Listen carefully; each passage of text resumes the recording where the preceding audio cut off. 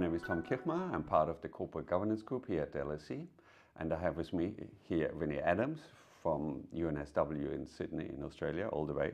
Thanks for coming all the way to us.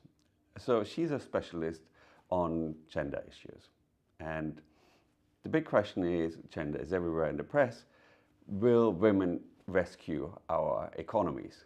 Are they really kind of making the difference in terms of performance? Well, first of all, Tom, let me say thank you very much for inviting me, and I think I brought the good weather with me. So in regards to your question, I would say, of course. Women can rescue us. The question is how they can do it.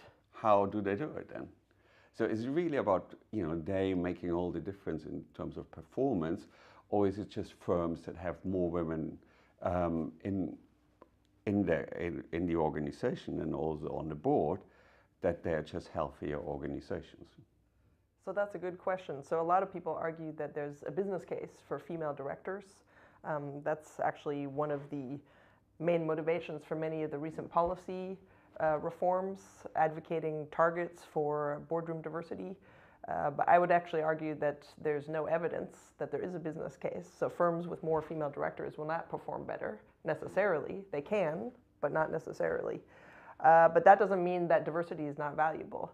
So I think what has to be in place is the right conditions for women to actually have an impact. How do we achieve this as a society? So I think, first of all, we need to make sure that women are supported, that there's policies that support women in actually achieving their potential. So just having, for example, quotas that say firms need to have more women on the board is not going to actually help women solve the problems that made it difficult for them to be in the board in the first place. So the reason we don't have many women on boards right now is because there's problems for women to balance work and family life, for example, and just having board quotas is not going to solve that problem. So I think we need sort of a comprehensive package of policies that try and eliminate some of these barriers to boardrooms for women. Because they have kids, women have kids, or is it because society is somehow sexist?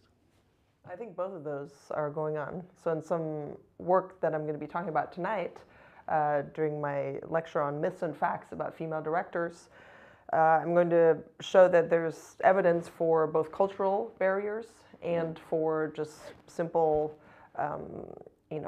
family-friendly policies that could be rectified, and that are not necessarily, the policies may be a function of cultural barriers, but not necessarily a function of these.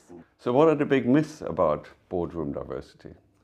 So first, the one myth is that we know exactly what the problem is.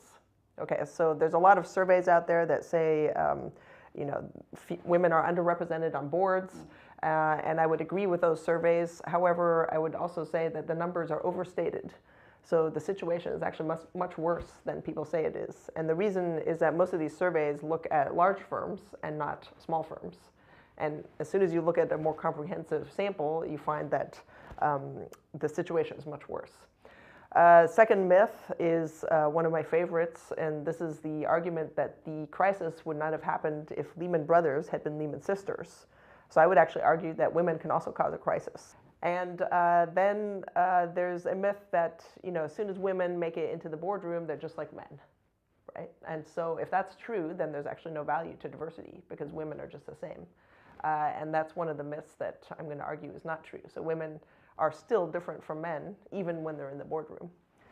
And then there's also this widespread idea, especially I think in the minds of policymakers, that basically HR directors are to blame for the problems. So the reason that women are not actually on boards of firms is because hiring practices are not transparent, there's discrimination in hiring. And like I said before, I would argue that a lot of the reasons women are not on boards are societal and not necessarily the fault of companies. Then there's the myth about the business case. So, you add a woman to the board and shareholder value increases automatically. So that's definitely a myth. It can increase for some firms, but for other firms not. And I think it's logical that, just by virtue of their gender alone, women cannot increase firm performance. And finally, there's this idea that quotas are necessary. And so I would argue that the evidence suggests that quotas are not the only way to achieve more boardroom representation for women. Why do we focus in this debate so much on boards and not about career choices, career abilities of women? Isn't the problem starting much earlier? Definitely. So the problem starts much earlier. I think one reason why people look at boards is because it's easy to measure what's going on the board level, but it's very difficult to get data on the pipeline. So what happens to women as from the point they enter into the workforce to when they actually achieve the board position or don't achieve the board position. So I think that's one reason why people look at boards, which is obviously not a good way to design policy. It's just because we happen to be able to measure it. Does that mean we should only look at boards? No, not necessarily. So what's your outlook on this debate? Well, I think it's great that there is a debate. That's fantastic, but I think in going forward, I think the debate needs to become more scientific. So there's a lot of politics, a lot of wishful thinking in the debate, a lot of stereotypes.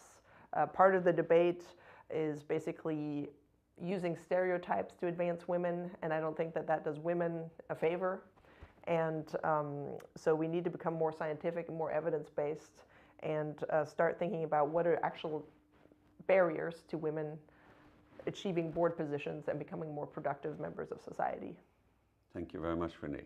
So as Renee said, there will be a lecture tonight, which will also be recorded and available on the LSE's YouTube channel. Thank you. Thank you.